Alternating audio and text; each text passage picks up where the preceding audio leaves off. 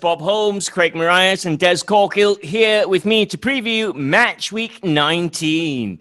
Leeds United take on Brighton. This is 12th against 17th on Saturday at 11 p.m.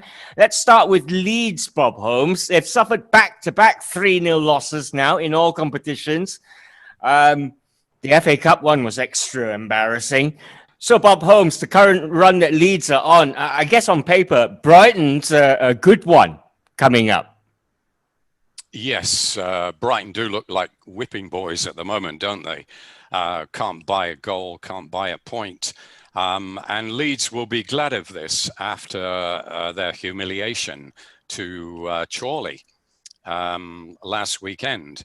I think that's partly down to Bielsa not quite taking the FA Cup that seriously. I think this is often the case with foreign managers who don't really have or have not had much affinity with British football in their past, and they tend to regard the FA Cup as similar to their cup tournaments in their own country, which is not very high. Of course, it's a different kettle of fish here. I think he paid the price there a little bit of complacency. And I think he welcomed the chance to bounce back against a team that is actually playing well, but just not having the luck, not having the ability to score goals. If they could, they'd be halfway up the league. Yeah. Everybody is singing the praises of Graham Potter, but I fear that they might just go down, because when you see Fulham playing as well as they are and also picking up points, albeit mostly draws, there's going to be one hell of a scrap down there for safety. And at the moment, I wouldn't put a lot of money on Brighton surviving. So anyway, Leeds, I think they'll won't be too worried about losing to Chorley, because they've had a yo-yo season.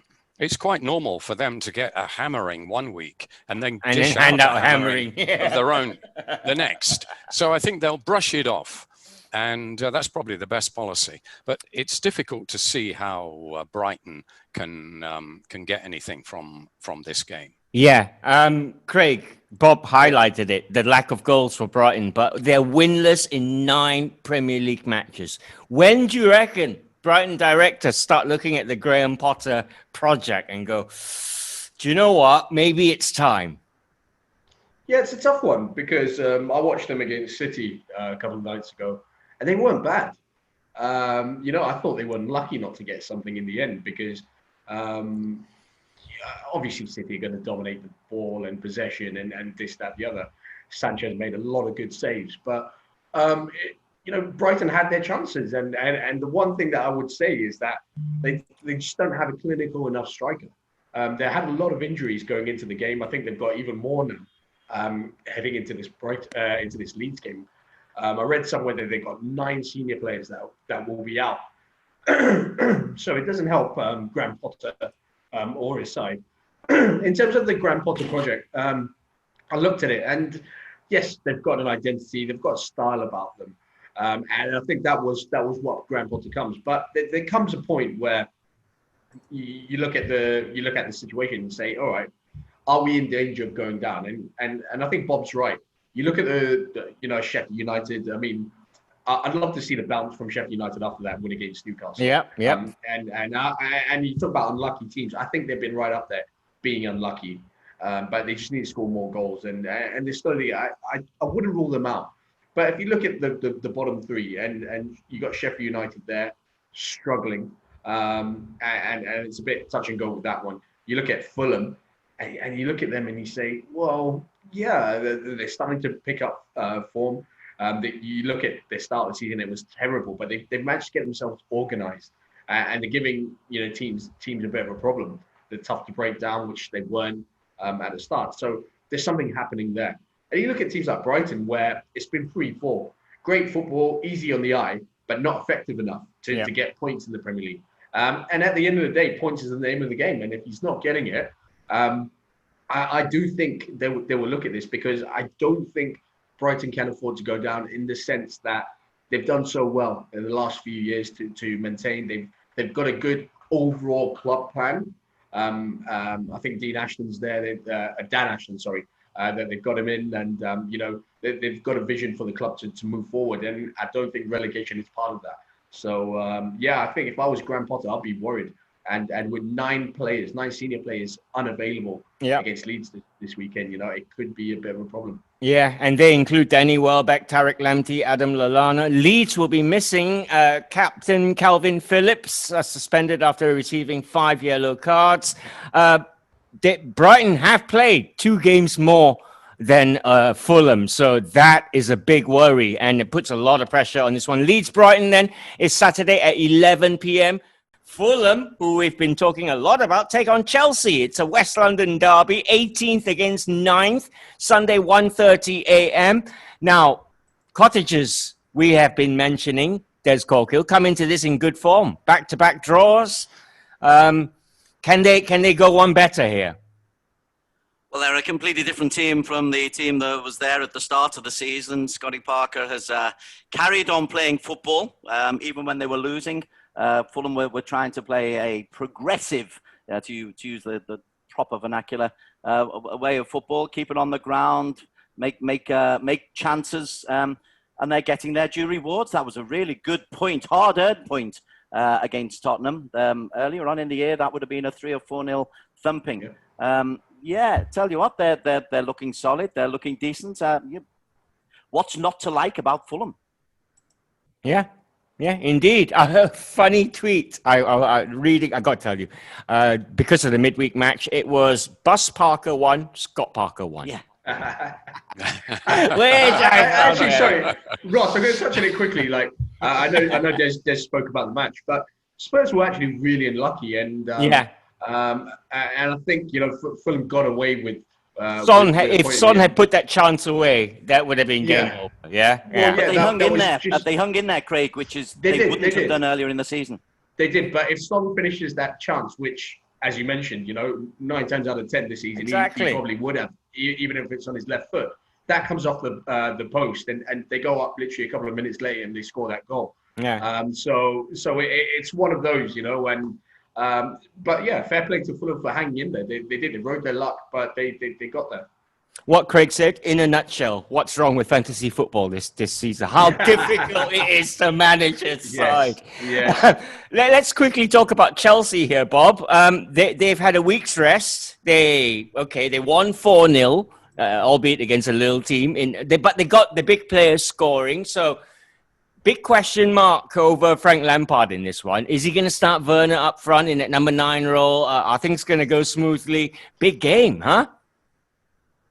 Well, big in terms of, Chelsea. I mean, playing against a rival club, their next-door neighbours in West London, won't want to lose. But, of course, there are no fans there. So that takes a lot of the sting out of it.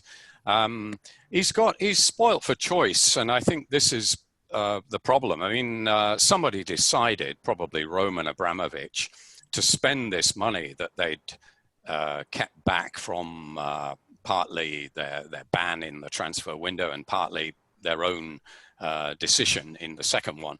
But they suddenly spent over 200 million quid. They also spent some on Avram Grant, Bob. Well, let's talk of that. I can't understand that. That's a different story altogether. That's the owner's big mate again, poking his nose in. That's the last thing that Frank Lampard would want. You can't really believe that Frank Lampard wanted all these players, especially when some of them are in the same position as where he had decent players. And he's finding it difficult to get the right formula, understandably. At the beginning, we thought it might have even been a good thing because some of them were injured and, it gave him chance to slot guys in, and then the others weren't unhappy because they couldn't play anyway.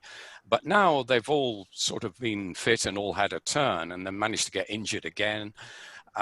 He still hasn't decided on what his best lineup is. And part of this problem is because several of them can actually play in different positions. I mean, Werner, for example, can play anywhere up front, which is why he appealed to Liverpool, because they were looking at somebody who could slot in for any of the famous front three that they have if they got injured. And he can do that. But the price that a guy like that, a versatile guy, pays is that the manager isn't quite sure what his best position is. And I think that Frank Lampard has got that problem. Same with Havertz. Yep. Where exactly does he play him? You know, these are the big money buys that cost, 120 million between the two of them. So, yeah, he's still finding his way. And I think that unless I think he'll get a top four position. But I think it's unlikely that Chelsea, on this form anyway, up to now, will actually win the title. I know 3 or 4 weeks ago we were saying they were contenders, but I've changed my tune on that.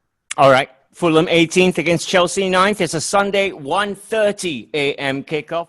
Leicester City in 4th take on Southampton in 7th. This is a Sunday 4 a.m. Game.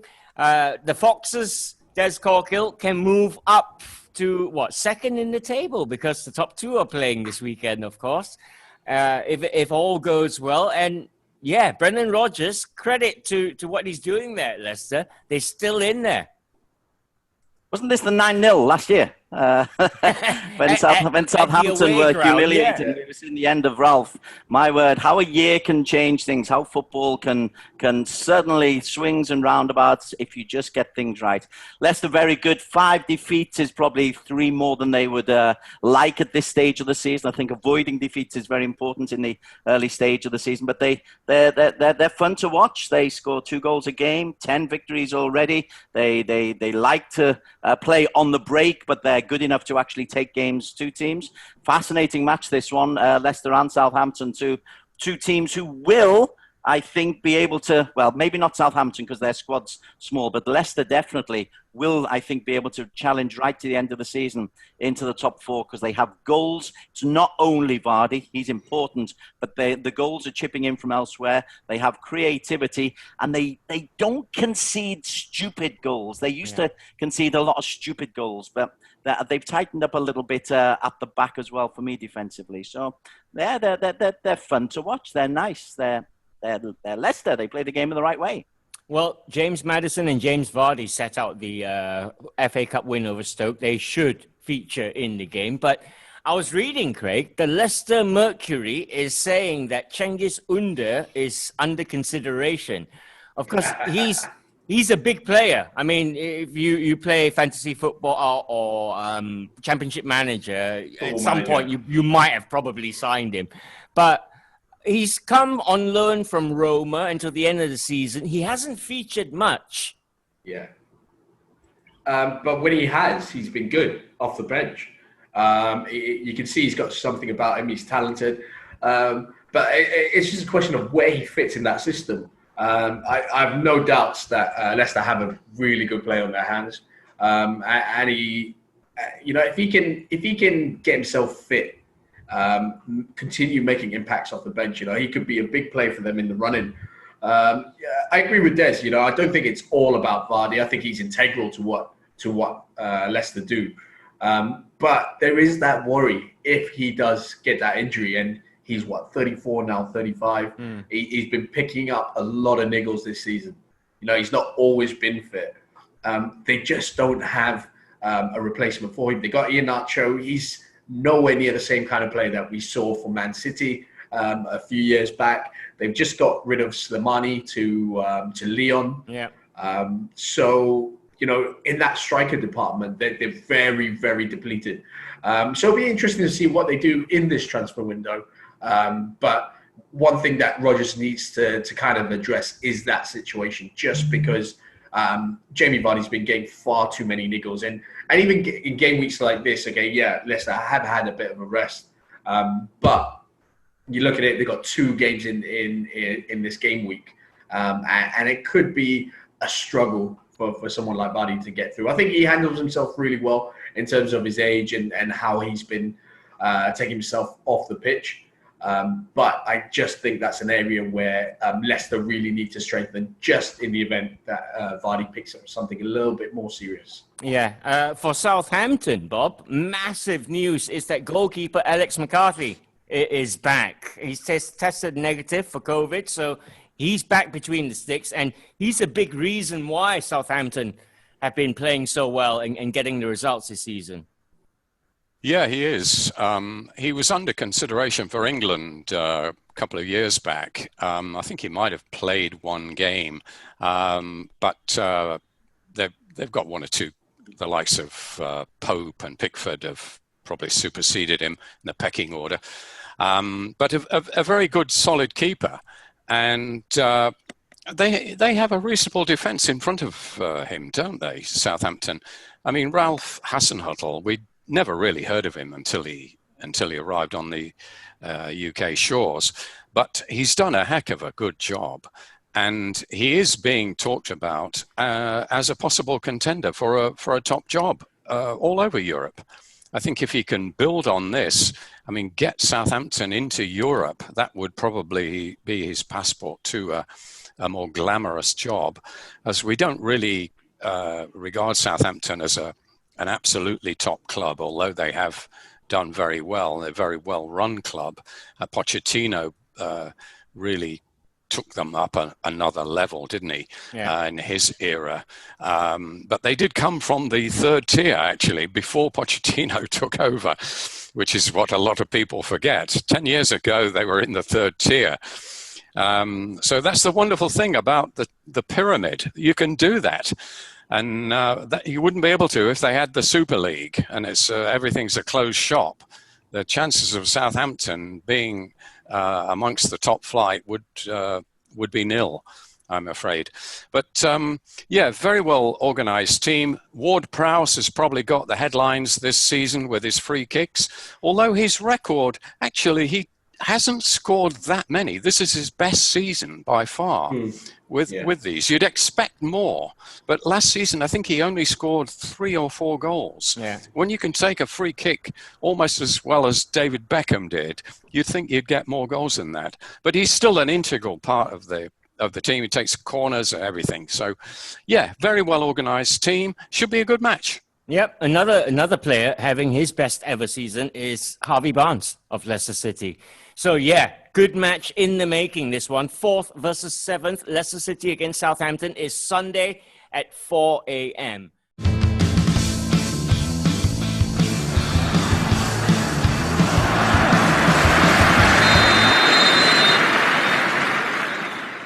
Sheffield United, bottom of the table, take on Tottenham, who are 6th. This one is Sunday, 10:05. I'm coming to you, Des Corkill. The Blades. They've been unlucky. I know they're not your cup of tea because they don't entertain per se, but do you reckon a team like that will kick on from that midweek result? Hey, you've got me wrong on Sheffield United. I've not said that about Sheffield United. I think they try to play the right way. I also think, and I know in the modern way, that it was a nailed-on penalty, the winner against Newcastle, but in my book, it's bounced awkwardly. It's brushed the hand, and you go into the rules of even 3 years ago, and that's not giving up a penalty. So maybe the luck is just about to change for Sheffield United. Gosh, they needed to, but they don't score enough. Even against Newcastle the other day, they weren't exactly pushing it on, and they were holding on grimly in the last 10 minutes or so. Aaron Ramsdale, a great picture of him after he made one save from a free kick. He's hold on to the ball, and his look of sheer glee and relief when he makes that save. And you kind of think, oh, please don't let a goal in that last minute corner. So they're desperate. They're holding on. I just don't think they score enough goals. That's a real problem. So, I mean, it's if you don't score goals, it's a problem. No matter how pretty your build-up play might be, similar in a strange way to Brighton. I like the way Brighton play, but they don't score enough goals, and I fear if they go a goal down, they lose a game. Yeah, and you do not want to go a goal down against a Jose Mourinho Tottenham side away from home, Craig Marias. That would be possibly the worst thing that could happen to Sheffield United. But Jose and Spurs will look at this one and go, all right, let's get over our midweek draw blip with a resounding win here. Let's get Son and Kane back amongst the goals. Yeah, he definitely needs to lift the team. You know, I think they would have seen the Fulham game, especially in the circumstances. You know, they had everything. You know, everything was pointing towards a Tottenham win. You know, Fulham playing 120 minutes. You know, in the FA Cup, putting a full-strength side out for that tie as well. Last minute announcement that they're going to be playing Fulham, not Villa. And things like that, you know, it just pointed towards a pretty routine win for Spurs and Mourinho. Didn't work out that way. Credit to Scott Parker and Fulham. And now's the reaction. Now they have to bounce back because that draw would have felt like a defeat for him. Not only him, but Spurs. And it'll be interesting to see. I mean, because we've seen this over the years. You know, I mean, it was 3 months ago, we're talking about Spurs as being title contenders. And like Des says, you know, then no one's ruled out at this stage. It's so tight. Yeah, it's still very tight. But, you know, it's how you react. And we've seen Spurs over the years fall and crumble. And usually it's in this period at the start, towards the start of the year, your Jan, Feb, you know, it's where they kind of drop out of it. So it'll be interesting to see with a new manager, new mentality, if that kind of thing continues. Because then you'll know, it's a player's kind of mindset. It's a mentality thing rather than coming from the top. Yeah. But do I expect an upset here? No, I just can't see it. I think Spurs could possibly run riot here. All right. Sheffield United against Tottenham, Sunday, 10:05 p.m. kickoff. Taking a look then at Liverpool against Manchester United. Second versus first. It's a Monday, midnight kickoff. Looking at Liverpool, Bob, they would have been rested. And now, I mean, it's an ideal time for Thiago to actually stand up and show why he was signed. He's only played, an amazing amount of minutes. I've lost it now. Yeah, and all the way from home. Not very many. Away from Anfield. Not very many minutes he has played so far. But, yeah, I mean, this is the ideal game. He's a big player. This is a big game. Yeah, just a pity there's no crowd, isn't it? Yeah, it's an unusual game, this, in that Liverpool and Manchester United rarely meet when they're in this position, because it's usually either one club or the other that's enjoying the dominant era. And you find there's one team that is at the top and the other's on the, in fourth or fifth place or something, chasing. So to have them dueling like this right at the top is extraordinary. And, it adds intrigue to this fixture, which doesn't need very much normally. But it's absolutely fascinating that they should meet in the FA Cup a week later. They both got a game in between, but it is like a double header. It feels like that.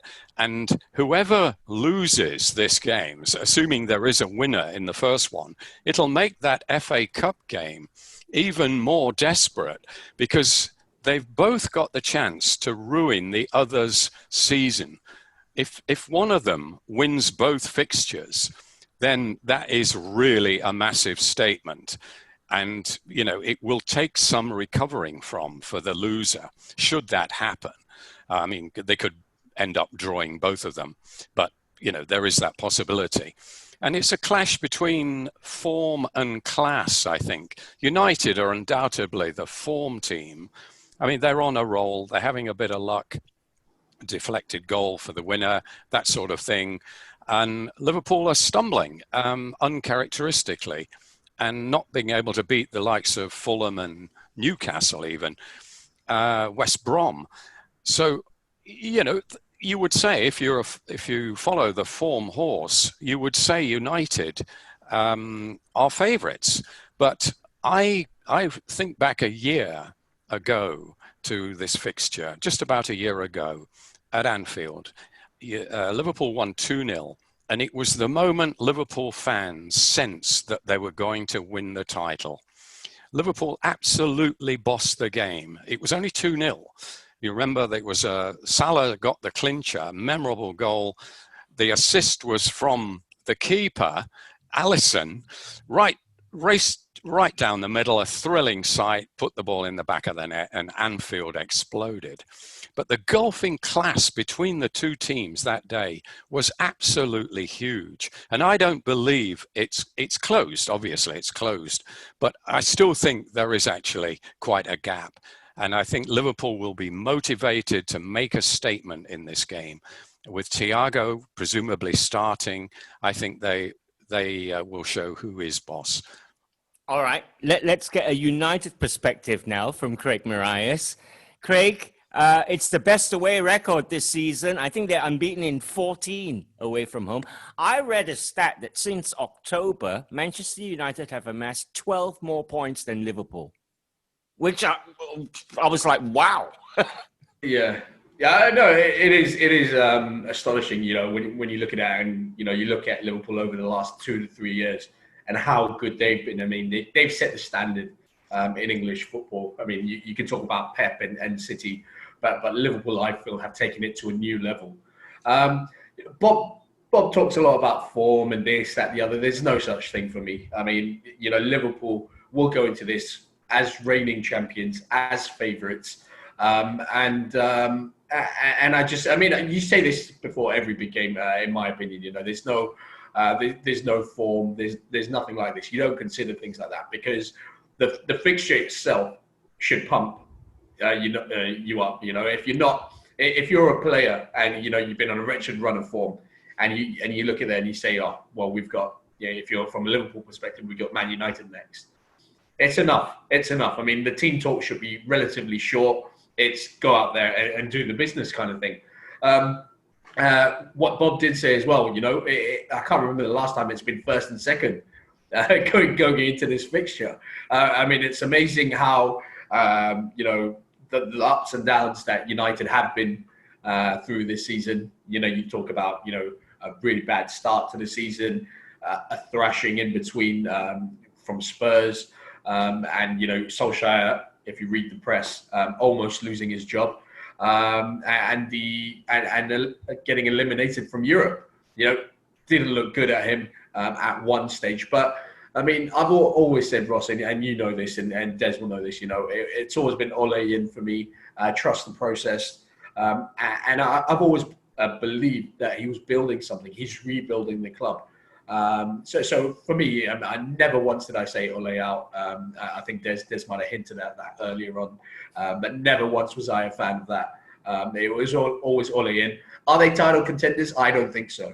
Okay, and this is the crucial bit. I do still think. I think Bob is right. We've had a bit of luck along the way. The last few games when I've watched United, it hasn't been great football. I think Leeds was the last. I think it was about three games ago, where really put in a really good performance. But since then, it's dipped a little bit. We've had a bit of luck here and there, and it hasn't been as good as I'd like. But like I said, there's no form going into this, and form book goes out the window, as they say. I'm expecting a fantastic match. Two rivals going head to head. It's fantastic. Will you be happy with a draw, Craig? Well, 3 points clear. I'll take a draw from second place for sure. For sure, I'll take it. I mean, as long as we don't let Liverpool back into it, once we've got a bit of a small lead, yeah.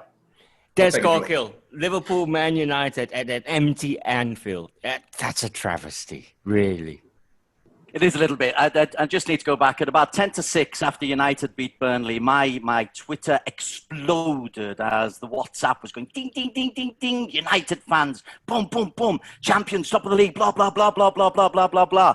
And about 20 minutes later, but let's not forget, it's only halfway through the season. Nothing is won in January. And there was such an outpouring of look at us, we're top of the league, we're so good, we're fabulous, oh crap, we're only halfway through the league. Not even. Not even. This is the halfway point. But it was very, very interesting. The triumphalism that came up when United went top, just looked at the expectation, and there's been a lot of talk from the United camp. I haven't read anything from the Liverpool camp other than Thiago may well be starting as a rare start. For me, it's a huge game, not only because it's Manchester United, but because it's the start of a run in which Liverpool have to go to Tottenham, they have to go to West Ham. Yeah. They've got a game against Everton and against Leicester. And I think they play every one of the top 6 in the next 8 games. So Liverpool, they had that stumble against teams who they would anticipate getting more than 2 points out of the last 9. And I think for the first time, they are under real pressure. And the pressure on the back 4, on the injuries. And there's still no talk of a signing from Jurgen Klopp, which is based on financial elements as much as anything else. So this is a very important game for Liverpool, not to lose, but also not to lose their kind of control at the top end of the table, because Man City are motoring on. United, I think they will have a stumble at some stage, but they're clearly strong. And the players they have, Man United, they are where they should be with the players that they've got. I've been saying that for a long time. So it's important for Liverpool, not just because it's Man United, but because they're under a bit of pressure and need to keep in touch at the top. Can't afford to lose. A win is probably very, very important. We'll see how Jurgen can motivate the team. Expect #Ole out to trend if Man United loses game, because of inverted commas fans. No, I'll give him the whole season. Just on the record, I'm Ole in. I believe Pep Guardiola took over with nothing. Club legend and all that. It starts somewhere, and wow, if he gets the title, then in forever. You're talking about it already. No, but it is under halfway there. And it's getting it set up for a massive match. This one, the biggest game of the season so far. Kid you not. Monday, 12:30, Liverpool against Manchester United. Elsewhere, it's Man City against Crystal Palace. Quick word about City here. Quietly motoring along. Sergio Aguero has been missing Bob Holmes, but it's still Phil Foden has stepped up in the last 3 games. Yes, we expected Phil Foden to step in for David Silva, but not for Kun Aguero as well. He's scoring, and I looked up his record. He's their leading scorer, but he's only scored 4 goals in the Premier League in 12 games. Now, we've seen that they played 17 or 18 games. So he's nowhere near a regular starter. And I find that surprising. He is used more in Europe, and he's played in the League Cup. Of course, they've got to the final, so he's played in every round of that. But he's still relatively underused. He's playing a little bit more now. And Pep has always sung his praises, even when he was not picking him at all. He made sure he was building him up. So he's been a real bonus for City in this period when the others aren't scoring. And worrying, Raheem Sterling's form, a little bit worrying, highlighted by the wildly missed penalty, blazed over the bar. Why he took it and not Kevin De Bruyne, I think you have to ask questions about that. Because FPL managers Sterling, are asking. He's only scored 1 in 4, Sterling, his penalty record. Not good by any standards. So, but City, yes, motoring along quietly, as you said, because they're not troubling the scorers very much, are they? Yeah. And against Crystal Palace, who played, I thought, very well the other night. In an attacking sense. I've never seen a Roy Hodgson side play quite such attractive football before. But it didn't do them a lot of good. But they won't be pushovers for City, but I fancy City to win. All right, it's a Monday 3:15 a.m. kickoff. Man City against Crystal Palace.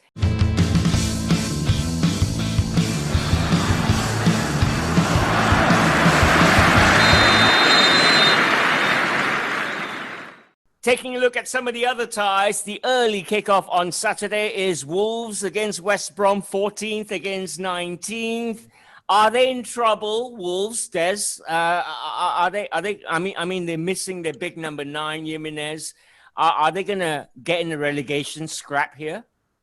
Well, the run of form that they've had, and they don't have a target man. In the defeat against Everton, they didn't play with an out-and-out striker. So they'll still try and play lots of pretty football. But you know what? Confidence is going. They've changed from the three at the back that served them so well to a back four.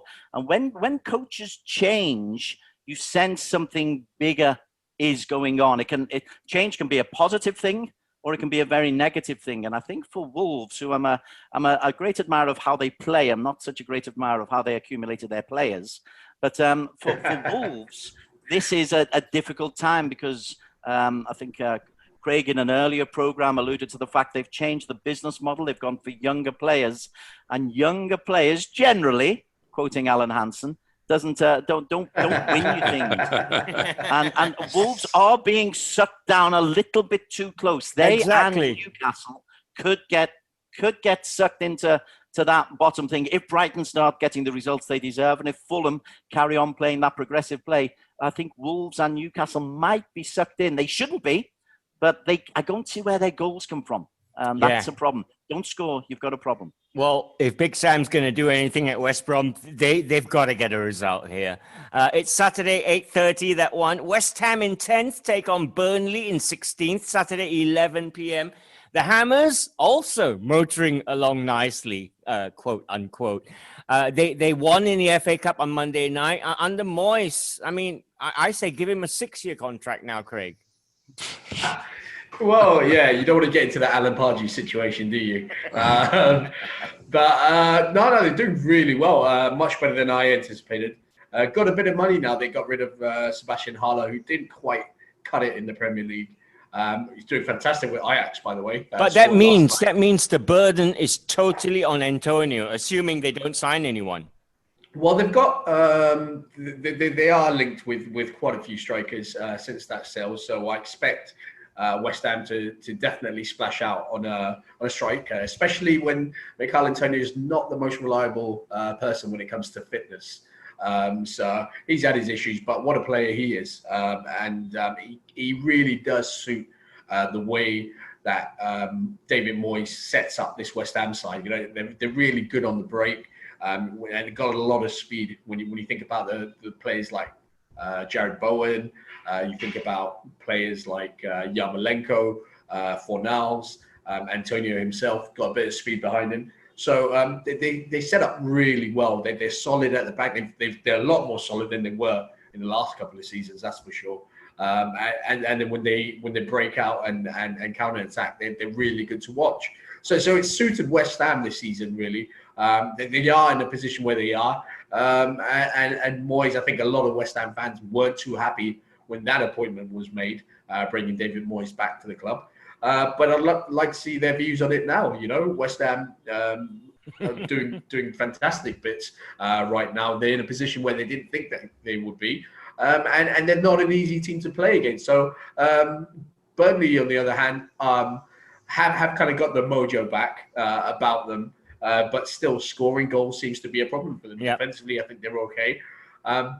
This, I think, I can see West Ham edging. I just think they've got a little bit more to them. And it's West Ham for me. Or if Burnley play really well, it'll be a 0-0. The Monday night game is 11th against 15th. It's Arsenal against Newcastle. Taking a look at Arteta's Arsenal, mini revival going on here. They're getting the results. They're blooding the young players. Bob, Arteta project back on track. Yes, a little bit of a stumble last night, though, failing to beat Crystal Palace at home. 0-0 draw there. That would have been a disappointment, probably felt a bit like a defeat. Arsenal on their roll, as you say, would have really expected to take 3 points from that one. But as I said before, Crystal Palace actually put up quite a good show. Arsenal, when you look at the strikers, Aubameyang still not scoring. It must be very frustrating. And you come back to the contract thing again. I talk about this like Des talks about VAR. But since they signed the contracts, these guys have not performed. And I don't think it's a coincidence. Willian being the other main culprit in there.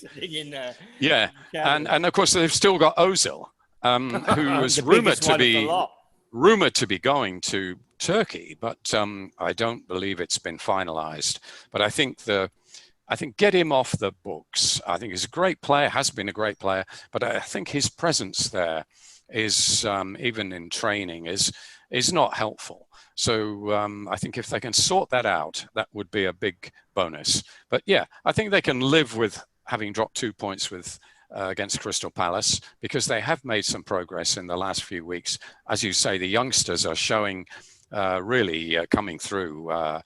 Emil Smith-Rowe, what a talent he has been. Somewhat hidden a little bit at the back of the queue when you've got the likes of Saka making it into the England side, but a real talent. So I think the future is bright. I think the Arteta project is very much on course. Yeah, absolutely. Newcastle, are Newcastle fans, Des, are they cursed? Because they've got an owner who doesn't really aspire to much. He won't invest in the team. They've got a manager most of them don't want at the club. They don't have the old heroes wearing the number 9 shirts like Newcastle of old that used to entertain us with the Ginolas on the wing and all that. Those like they're many, many moons ago now, all that. I thought when they made the signings, they made a couple of forward signings over the summer. I thought they might be changing, but I was hearing Steve Bruce saying in an interview how he wanted Newcastle to slowly work their way up the pitch and over a period of a couple of seasons. And he's still playing 5 at the back. It's not a 3-4-3, it's a 5-4-1. And in the Arsenal game, I think, in the most recent game I saw, he had 5 defenders. So Yedlin was on one side, and normally he plays Matt Ritchie on the other, but he played a defender. He played Dummett on the team as well. So he's not trying to win games, and it's another of my bugbears. If teams don't try to win games and they just try not to lose games, that's a problem. I don't understand it, because Newcastle are being sucked down. Although the business model of the club is to stay in the Premier League, which is, again, one of the obnoxious elements of the ridiculous money of the top flight. It is all about money. So if he stays in the Premier League, he's done his job, and no matter what the fans say, no matter what people thousands of miles away in Malaysia say, the owner's going to be happy. Yeah. Unfortunately, the people thousands of miles away, what they say carries a lot of weight. Do you know what I mean? Craig, do you see? But we carry on paying our subscriptions. Yeah. That's the stupid element and we do. We've done for ages as well, over a decade now. Craig, do you reckon Newcastle can come away with a shock win here? It's that kind of season, man. That's why I'm asking. Craig's got a one-word answer here. Yeah. No, I'm going to go in a bit, because I don't think it's easy for Steve Bruce at all. You know, you talk about Newcastle and where they should be. Where should they actually be? I mean, there's not a lot of investment going to the club. I mean, they have splash out an occasional signing here and there, but you look at the money that they've spent on someone like Joe Linton, who hasn't really cut it for me for the money that they paid. The Haller of the North, you mean? Yeah, pretty much. Yeah, and then they've gone out and they've re-signed someone like Andy Carroll, who, you know, he's not a starter. Yes, they got Ryan Fraser on the free, they got Callum Wilson, but I mean, it's the supporting cast, and for me, with the talk, the takeover still not finalised, and there's a lot of talk of this and that.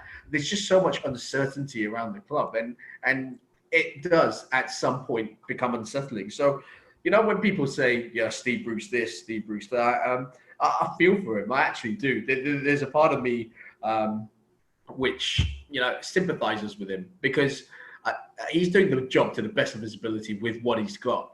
And you know, do I expect them to cause an upset here? Of course not. I don't. Yeah, I'd like them to. Don't get me wrong. I'd love to see it against Arsenal, but you know, I thought they were very lucky against Liverpool, very lucky. But they got that point. Yeah. And I saw them against Sheffield United, and yeah, it wasn't great.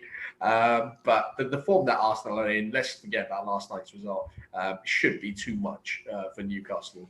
So Arsenal win for me. All right, 4 a.m. kickoff on Tuesday, Arsenal against Newcastle. Bob, you wanted to say something? Just like to say, yeah, I thought I've always been a fan of Steve Bruce, and I think he's a great guy and all that. But for me, to go to Sheffield United of all people and settle for a 0-0, And I thought that was pretty disgraceful. Can I just jump in? They also provided Derby County with a win in that season. Yeah, well, I was very pleased about that.